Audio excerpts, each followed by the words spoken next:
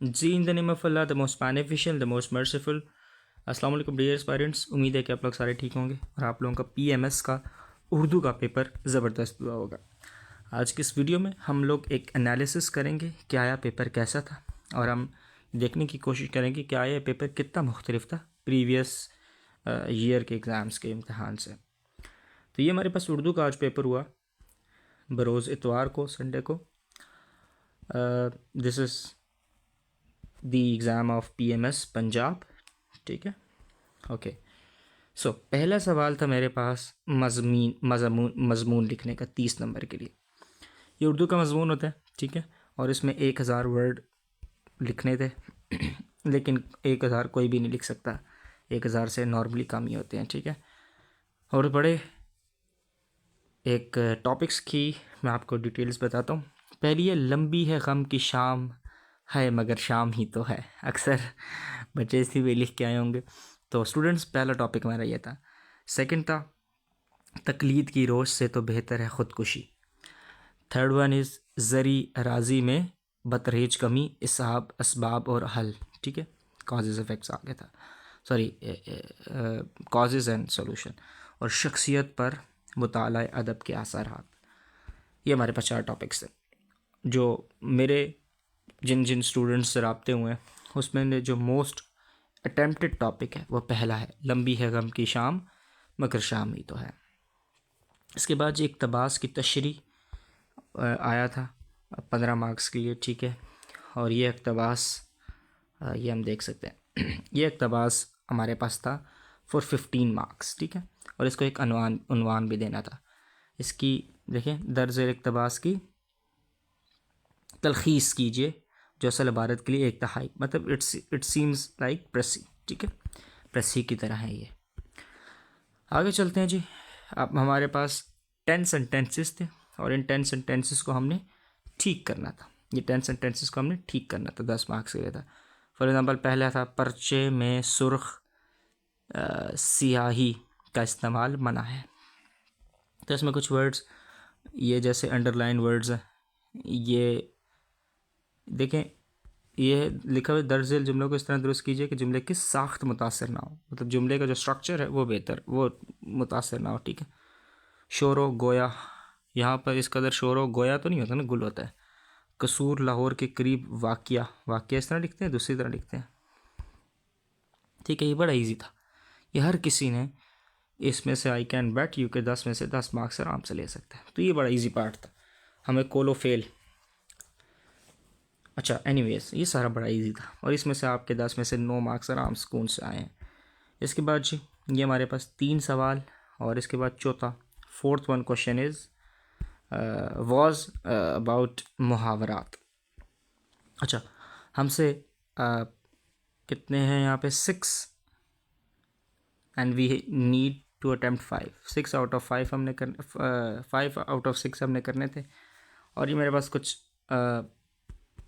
मैं आपको खातिर जमा कर रख अब सॉरी तो मुहावरात थे। खातिर जमा करना, नाव में खाक उड़ाना, आँख का जल चरना, चुराना, गढ़ों पानी पड़ना।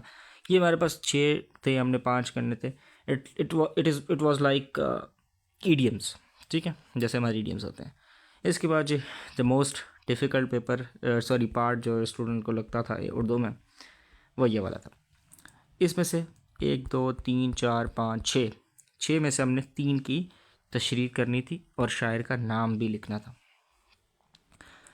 और ये थोड़े से बड़ा टेक्निकल होता है क्योंकि हम सारी चीज़ें याद नहीं कर सकते होते, तो ये सारा बड़ा टेक्निकल था। लेकिन इस बार वाइड नंबर ऑफ हमारे पास चॉइसेस थी और उसमें से हमें जस्ट 3 की तशरीह करनी थी। और इस बार हमारे पास 2-2 मिसरों के शेर आए थे, ठीक है। ये टेक्निकल पार्ट था इस पूरे पेपर का। और जिन स्टूडेंट से बात हुई है वो यही कहते हैं कि सर इट वाज डिफ़िकल्ट, ये पार्ट एक डिफ़िकल्ट पार्ट था। लेकिन हर किसी की ऑब्वियसली तैयारी पे भी डिपेंड करता है, लेकिन जितनी मेरे से बात हुई है इस थोड़ा डिफ़िकल्ट पार्ट था। और उसके बाद last but not the least was the translation of 15 marks. ये सारा हमें मिला हुआ था और इसको हमने उर्दू में ट्रांसलेट करना था हू बहू। और ये इट वाज ईजी, ये आसान था। स्टूडेंट्स कहते हैं ईजी था, इस पर इतना टाइम नहीं लगा, लेकिन इस पे बहुत ज़्यादा वक्त लग गया था उनका। एनीवेज ओवरऑल अगर पेपर की बात कीजिए, 100 मार्क्स पेपर बनाने जिसने बनाया है, 100 मार्क्स का पेपर। ओवरऑल अगर मैं आपको सिनेरियो समझाने की कोशिश करूं तो लाइक अदर पेपर, ये अगर मैं इसको कहूँ बहुत मुश्किल पेपर था तो शायद I was wrong. It was satisfactory, it was normal, ठीक है। 60 ऑन एवरेज मार्क्स आएंगे इसमें। क्योंकि मैं ये इसलिए कह रहा हूँ क्योंकि आपके 15 मार्क्स ट्रांसलेशन के इजी थे, 10 मार्क्स ईडीएम के इंतहाई इजी थे, और ये 10 मार्क्स आपको यहाँ से फ्री मार्क्स मिलते हैं। 10 नहीं तो आपको इसमें से 8 तो मिल ही जाएंगे। प्रेसी, इट वॉज डिफ़िकल्ट, शायद मैं आपको बता नहीं सका, it was difficult to. Students कहते हैं कि जी इस पर भी उनको बड़ा टाइम लग गया था। और 30 मार्क्स सारी गेम, मतलब मोस्ट जो पेपर का मार्क्स है वही 30 मार्क्स के ऊपर है, 1000 वर्ड, यानी कि आपने अगर आपने 700-800 वर्ड को टच किया तो you are in safe zone. तो ओवरऑल सिनेरियो की बात करूं, एवरेज स्टूडेंट के इसमें से ऑन एवरेज 17 मार्क्स आ रहे हैं, इसमें से एवरेज बच्चे के 8 आ रहे हैं। अच्छा, 17, 8 और इसमें से मैंने आपको बताया 8, ठीक है। 17, 8 एंड 8 और 17 प्लस 8 प्लस 8। उसके बाद स्टूडेंट्स ये वाला 10 मार्क्स का जो सवाल नंबर जो फोर्थ वन है इसमें 20 स्टूडेंट्स के 8 मार्क्स ऑन एवरेज, 20 मार्क्स का यानी कि 3 तेशरी, इसमें से अगर मैं ऑन एवरेज करूँ तो 10। ये मैं बहुत एवरेज बता रहा हूँ, ठीक है। इट डजेंट मीन कि इसमें ज़्यादा प्लस नहीं आ सकता 10। तो ये देखें जी, मैं अगर रफ सा एस्टिमेट लूँ 10, 20 फॉर इंस्टेंस, 30, 40, 50 और देखें 56, 57, तो मतलब मैंने आपको बताया ऑन एवरेज 60 तक एक मार्क्स बन सकते हैं। तो इसमें कंपटीशन वी कैन एक्सपेक्ट के ज़्यादा हो सकता है। This was all about Urdu paper. हमने एक एक सवाल के एनालिसिस करने की कोशिश की। अगर आप पेपर में अपीयर हुए तो ज़रूर बताइएगा कि आपको सबसे मुश्किल क्वेश्चन कौन सा लगा है, ठीक है, और आपके क्या एक्सपेक्टेड मार्क्स हैं। इफ़ आपने पेपर दिए तब भी बताया आपने क्या सोचा है कितने मार्क्स आ जाएंगे, और अगर आप पेपर दे देते, if you are an aspirant, तो अगर आप पेपर दे देते तो आपके ख्याल से आपके कितने मार्क्स आ सकते थे।